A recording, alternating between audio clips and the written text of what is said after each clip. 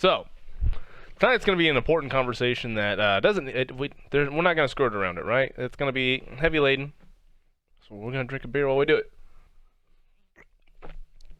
But, in case you have not been familiar with fighting game news and fighting game Twitter, over the couple years, it's especially like 2019, 2020, there was quite a bit of like sexual allegations coming out amongst the FGC of just like, people just doing incredibly shitty things or being extremely racist or things like that. So, a group of, I will call them noble TOs who do this of their own free time, by the way, decided that it was time to put together a quote universal fighting game code of conduct. One of the comments we'll get to later was the address of the idea of can this be adopted overseas and things like that. But I digress. So let's dive into this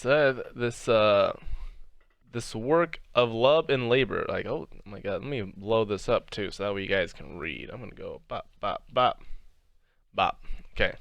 So I'm gonna just read this. This is my first time going through this. So I'm gonna read this with you all and kind of explore it for the first time and give my initial impressions, and then we'll go to the Twitter machines and see how other people reacted and where it's going from there. Okay, so the fighting game code of conduct, which is last updated today. Okay, this needed some work apparently. So let's start with the preamble.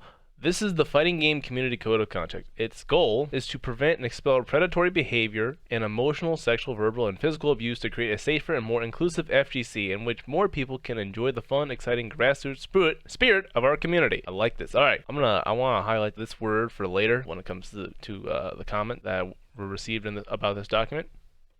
All right, so let's just start with that right off the bat. It has a clear goal statement, right? Don't be a creep. Right, we're gonna try to prevent these people from feeling welcome and inclusive, and try to make sure that abuse is not prevalent in the community, so that way people can participate to their fullest extent and have a good time. Right, remove barriers of entry. It was put together by community volunteers, reviewed by other community volunteers, and agreed to by community leaders. I think this is going to be a point of contention later. It applies to all the players, attendees, tournament organizers, staff, streamers, commentators, posers, and so on who attend, run, or use the tournament's online messaging platform, chat room servers, and other community gathering places that have signed on to enforce it. Okay. The sentence could use a little wording. So this applies to all the people who use the mediums that have accepted this code of conduct, right? So say RTO holds a bracket and he sides on to this code of conduct for that bracket. That means everyone who's involved in the production and basically organization of the event has to apply to this set of standards. Okay, I can agree with that. It leaves it by a player by player or tournament organization by organization basis. In the wake of so many examples of abuse, bigotry, and other bad actions in our scene, we must recognize that we have not done enough to keep our community members safe. Previously, we've only relied on individual tournament organizers and professional tours to conduct their own disciplinary actions. For example, Capcom Tour with the Punk incident. Unfortunately, that kind of a piecemeal approach not only places an unfair burden on those TOs, it also necessarily ends up in decisions that can come across as slow dogpiling, that can feel inconsistent, or that are made by people who may not be well connected to the community. Okay, so what I feel like the sentence is saying is, yes, it forces TOs to be the bad guys. I mean, that's kind of their job, unfortunately. They want to put together great events, but we have to let them.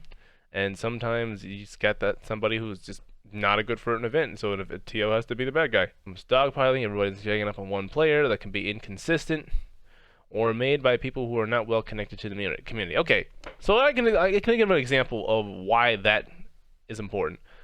There are instances where, I'm trying to think of an example of one for sure. If you come up with one in chat, let me know. Where a tournament will ban somebody, right? Like somebody will be banned from their locals for being awful, and then go to a major, and the TO there will have no idea, right? Because I don't know if there's a universal ban list or not. That's something hopefully like future that can be considered in the future, or like updated somewhere. We hope that this code of conduct will solve these problems by empowering faster, more uniform, and more community-focused action. Please read the rest of this document, which we've tried to write in a way that doesn't take a law degree to get through. Ha! That's a clever joke because Ultra David is one of the signatories of this document, and I don't know if you guys know this, he's a lawyer. So, clever. Remember, these rules will apply to everyone in a tournament, event, or discussion space that adopts this code of conduct. I think this needs to be bold pointed, because I think this is a while people got off track. So make sure you understand them. If you have any questions, feel free to start up a conversation at usethisemail.address.com. Okay, Duskaroo says, it would be like me TOing a BFZ bracket for SOS banning someone, and because I'm not very active in the community, it would cause issues if I'm the only person who knows. Kind of like that, yeah. There's no... That's another thing that needs to be addressed, and I think long term is a universal reporting system, right? So make sure we're all on the same page. Alright, let's start with authority. Alright, the code of conduct. This is the, fighting game community code of conduct, a set of rules to promote better behavior in the fighting game community, as agreed upon by the FGC event organizers, tournament organizers, online chat server coordinators, web platform providers, broadcasters, and other community leaders who we're calling the signatories. This code of conduct will be governed by a group called the governing body, tasked with creating, enforcing, and updating both this code of conduct and its rules. This is going to be an interesting point of contention later. This code of conduct applies to and against all of the people we're calling the participants, including attendees, users, and players, tournament and event organizers, staff, and volunteers. Okay, so this is segmenting into types of groups. Individual representatives, teams, sponsors, and advertisers, the signatories, and anyone else who attends, operates, or uses any in-person or online events or spaces run by any signatory, which we're calling community spaces. So they're not exempt from their own rules. That's nice. I like how they specifically worded that. Okay, 1.3 recommendations. The governing body will have a disciplinary process allowing it to receive, investigate, and make decisions regarding reports of violations of this code of conduct. That will be known as recommendations, which the governing body will then send to the signatories. The signatories will be encouraged to follow through these recommendations, but won't be required to. What if a TO sees problem, reports it, doesn't like the decision reached by the governing body and doesn't adhere to the recommendation? Does that mean they receive disciplinary action in response? That's an important thing to consider going forward. Alright. So responsibility. All participants will be personally responsible for familiarizing themselves with this code of conduct. The signatories will be responsible for promoting it and posting it in easily noticeable places. But this code of conduct will apply to all participants regardless of whether they've read it. Okay. Minimum rules. This is an interesting concept. This code of conduct will be considered the minimum standard rules for any community space. The signatories may use third-party rules and make their own decisions regarding behavior taking place in or targeting their community spaces if they want. So, this is a minimum standard for the people who adopt this, but they are free to add, not take away. Okay, objectives. This code of conduct is guided by the following intentions, which we're calling the objectives. Objective number 1, inclusivity. The inclusivity objective states that this code of conduct is intended to make the FGC a safe and inclusive experience now and in the future, in which everyone feels welcome regardless of race, color, ethnicity, nationality, sex, sexual or romantic orientation, gender identity, religion, disability, neurodiversity, body size, pregnancy and or maternity, citizenship, or any other personal characteristics. Okay. 2, integrity. The integrity objective states that this code of conduct is intended to maintain and build integrity in the FGC through consistent and diverse leadership, fair tournament operations, and equitable community spaces. I think that's starting to touch on your question. 3, authenticity. The authenticity objective states that this code of conduct is intended to pursue the above goals of inclusivity and integrity, while preserving authenticity in the FGC's unique feel, exciting fun, trash-talking spirit. Okay, trash-talking is not banned. Trash-talking is not banned. And dedication to competition. It just has to be tasteful, right? I can still say you ain't shit. So those are the objectives. Now let's talk about the criteria. Okay? The disciplinary process will be conducted with the following guidelines in mind, which we're calling the criteria. So this is the criteria for how things get disciplined. Number 1, the objectives of the criteria. The entire disciplinary action and recommendation process, from intake to investigations to final decisions, will be informed and guided by the objectives. Location. This realistically should be number 1, and I could see these two being tied together. That's fine. Recommendations may be made regardless of where any violations take place, including not just in community spaces, but also in venue areas, hotel rooms, private homes, bars and clubs, social media, public chat platforms and forums, other websites, and so on. Now, some people might look at this right away and be like, what I do in the privacy of my own home is my business. This is true.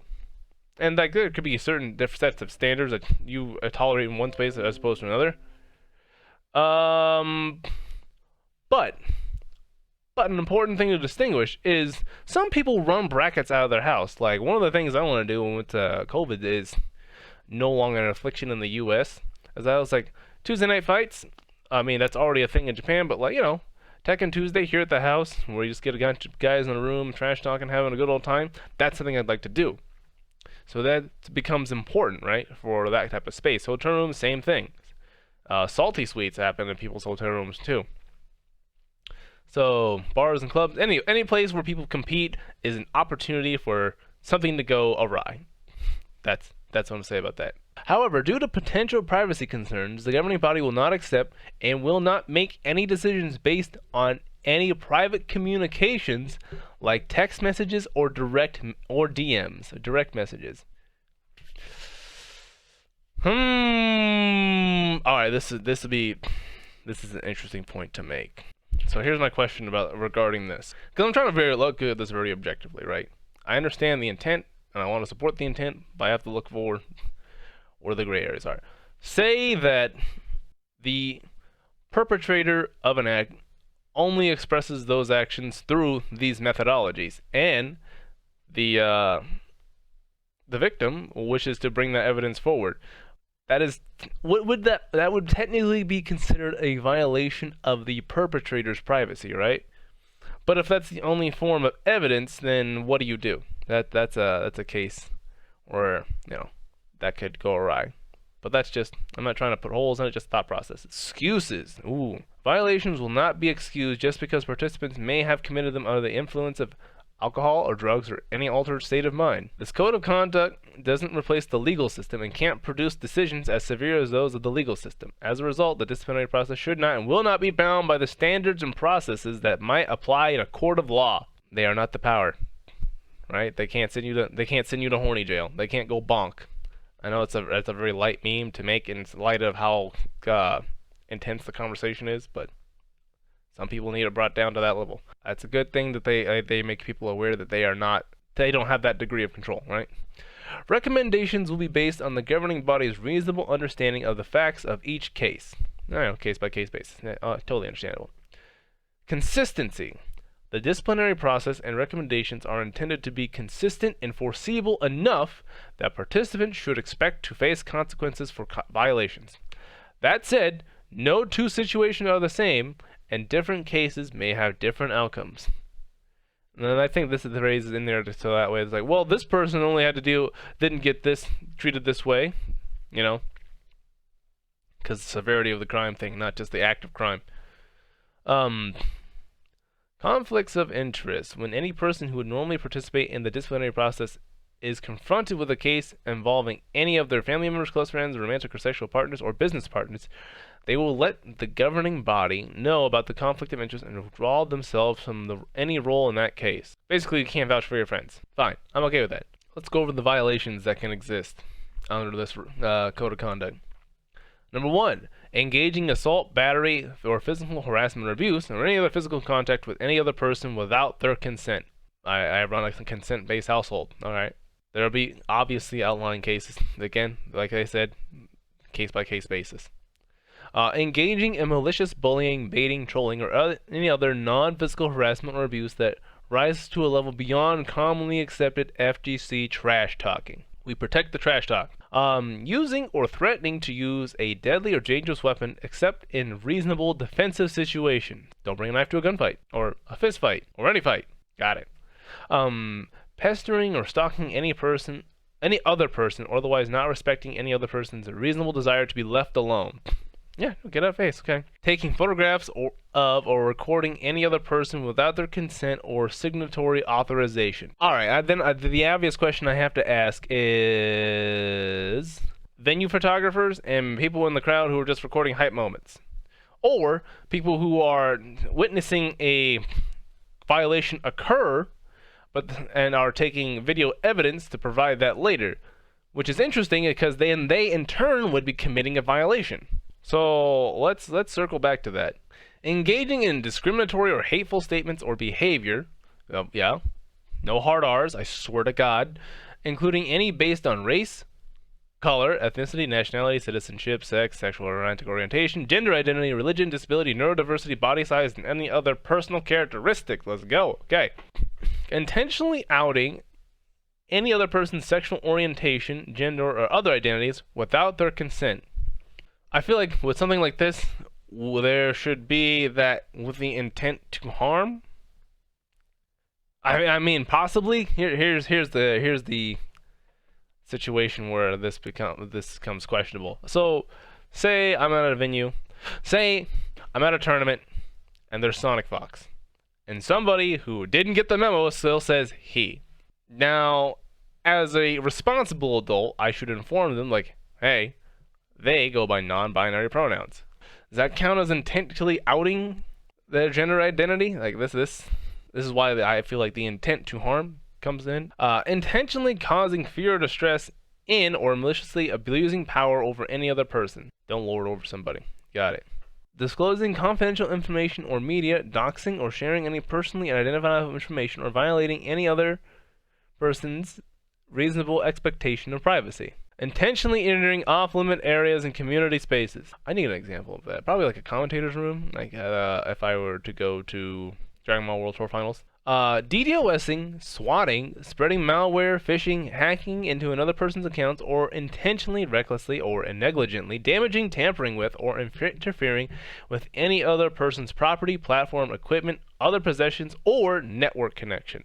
Okay, scamming or engaging in fraud, impersonation, or defamatory statements or behavior against any other person. Yeah, don't lie. Don't make a lot of false statements about people. Got it?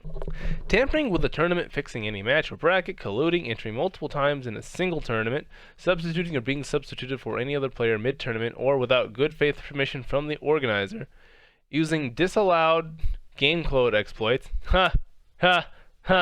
or any other unsportsmanlike conduct or conduct that violates commonly accepted FGC tournament etiquette. Stealing, misappropriating, mishandling, or misrepresenting the amounts or uses of fee entries, prize pots, hotel or other lodging fees, viewer or other donations, or any other person's money. I would not even think that was like a thing, but apparently they've had a problem with it, so. Alright. Creating a nuisance or hazard by neglecting personal hygiene. Hey! I know who this is calling out. Refusing to take appropriate hygienic or medical precautions, or engaging in or encouraging others to commit any hygienically or medically unsafe behavior. Motherfuckers take showers. 3. Or this one. Failing to abide by any unapplicable third-party rules. If you're on third-party tour. Or if you're on Capcom tour. Yeah, you gotta follow the rules of the Capcom tour. Advocating for, encouraging, or being an accomplice to, or threatening to engage in any potential violations. Evading or attempting to evade any disciplinary action taken under this code of conduct. Alright, now we have this whole subsection for underage participants. Okay, any participant under the age of 16 must be accompanied by an adult guardian when attending an in-person community space. Standards of behavior will be higher with or around anyone under the age of 18, meaning behavior that may not otherwise amount to violations may be treated as violations if the target is under 18. Oh, so act better when there's somebody younger than you, and when there's somebody younger than 18, yeah. Anyone under the local age of majority will be deemed unable to consent, including to sexual activity. Man, we're at the point where we have to explicitly state that. Ain't that some shit? Other violations. This list of violations isn't exhaustive. This is not a catch-all be-all. Good to know. Any other behavior that goes against commonly accepted FGC standards or norms or any of the objectives may violate this code of conduct as well. This is where things get very subjective. Alright, the governing body. Let's talk about the entity that's going to work on policing this. Enforcing this. The governing body may organize itself as a non-profit or other legal entity. Membership in the governing body will include all of the signatories as well as anyone else who accepts the governing body's invitation to join. So you have to be invited. This is probably where people think that power grab thing comes in, because it's like the inner circle, right? No, you just don't want people who clearly don't have the same goals and motivations, which could be seen as exclusatory and promoting certain agendas. But now the governing body will have 8 committees. I hate committees, man. 8. Good luck, guys. The Governance Committee, the Investigations Committee, the Code of Conduct Committee, the Tools and Record Keeping Committee. This is the group. This is the group we gotta look out for. The Legal Committee, the Inclusion and Diversity Committee, the Public Relations Committee, and the Collegiate Committee. All right. This record keeping is gonna be a big one going forward to make this any type of effective. Meetings. The governing body will have meetings from time to time to decide issues of governance and amendments. Okay, so it's a flexible document. This code of conduct may be updated from time to time by the governing body to better serve the FGC, although any changes to it must remain in line with both the objectives and commonly accepted FGC standards and norms. If the governing body ever does make changes, the signatories will try to notify participants of those changes, but the participants will still be solely responsible for making sure that they stay informed about and for abiding by the terms of this code of conduct. And we're at the end. Part 5. Investigation, adjudication, and enforcement. Now, potential outcomes. Recommendations of... This is actually the really important part, right? Like, what... Enforcement is definitely going to be important going forward, and seeing what the consequences are potential for people.